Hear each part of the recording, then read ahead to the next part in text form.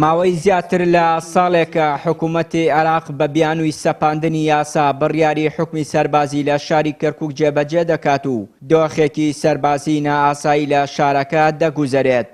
پەرلەمانتارێکی عێراقیش ناکۆکی نێوماڵی کورد بە هۆکار دەزانێت لە بەردەوامی ئەو دۆخە سەربازیە نائاسایی شارەکەی تێکەوتووە.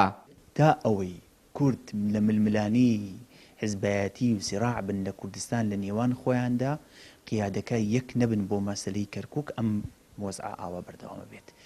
یەک تۆزێک خۆیان کۆبکەنەوە، یەک تۆزێک یەکگرتوو بن، یەک ریز بن، یەک هەڵوێز بن بۆ قەزەی کەرکووک، لێرە کێشەکان بە ئاراستێکی دەرەچێت.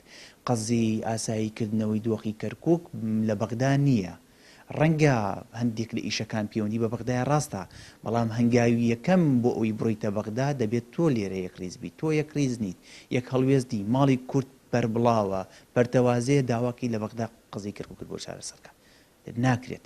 تۆ ئەتەوێ محافظ هەڵبژێری، ئەتەوێ بێ لایەنەکانی دیکەی عەرەب و تورکمانی بێدەنگ بە تۆ بدات، خۆتیش لیستی برایەتەکەت نانێریتەوە بۆ ئێرانە، ناکرێت. خۆت ئەندامانی کورد نانێریتەوە، ناکرێت. بۆیە ئەوەی کە ئێستا بەسەر کەرکووکایە واز لەوە بێنین کە چۆن بوو چی بوو، بەڵام ئەوەی کە ئێستا ئەمانێ معالەجەی بکەین پێویستی بە یەکریزی کوردە. کورد خۆی هۆکارە لەوەی کە نایەت چارەسەری کێشەکانی کەرکووک بکات.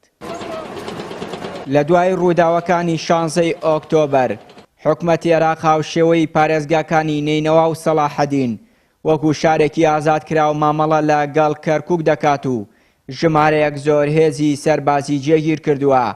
بەرپرسێکی کۆمەڵی ئیسلامیش یەکێتی و پارتی بە بەرپرسیار دەزانێت لە دروستکردنی ئەو دۆخە. چاودێرێکی سیاسیش حکومەتی عێراق و هەرێم بە کەمتەرخەم دەزانێت لە ئاست ئەو دۆخە نائاساییەی شارەکە.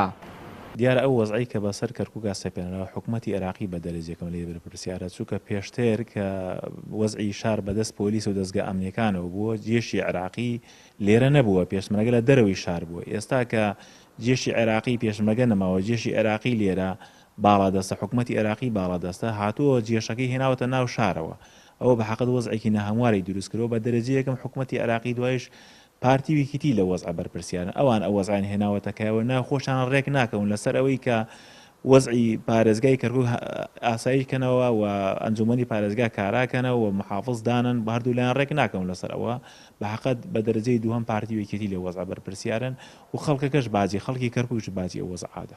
لە ڕاستی ئەو بارودۆخە نائاسایی کە لە کەرکووکەیە لە دوای ڕووداوەکانی 16 ئۆکتۆبەرەوە بارودۆخێکە کە بەڕاستی نائاساییە. ئەم بارودۆخە زۆر درێژەی کێشا، ئەوەی بەرپرسیارەتی یەکەم هەڵەگرێت لە نائاساییبوونی ئەم بارودۆخە حکوومەتی عێراقیە. لە ڕاستیدا لە دوای ئەو حکوومەتی هەرێمی کوردستانە هەردوو لا بە کەمتەرخەم و مقەسر ئەتوانی ئەژمار بکەیت لە بارودۆخی کەرکووک، چونکە تا ئێستا هیچ لایەکیان هەنگاوی جددیان نەهاویشتووە بۆی بارودۆخی کەرکووک ئاسایی بکەنەوە. ئەو بە سەربازگەکردنەی کەرکووک و هێنانی هێزی زیاتر بۆ کەرکووک و دروستکردنی ئۆپراسیۆنەکانی کەرکووک هەموو ئاماژەگەلێکن کە بارودۆخی کەرکووک نائاساییە.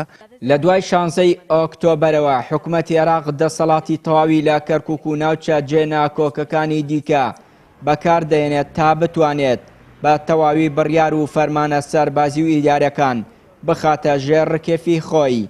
پارتی و یەکێتیش بە هۆی ململانێ سیاسیەکانیانەوە نەیانتوانیوە لە سەردانانی پارێزگارێکی کورد ڕێک بکەون و دۆخەکە ئاسایی بکەنەوە. چیانوری کەناڵی ئاسمانی پەیام، کەرکووک.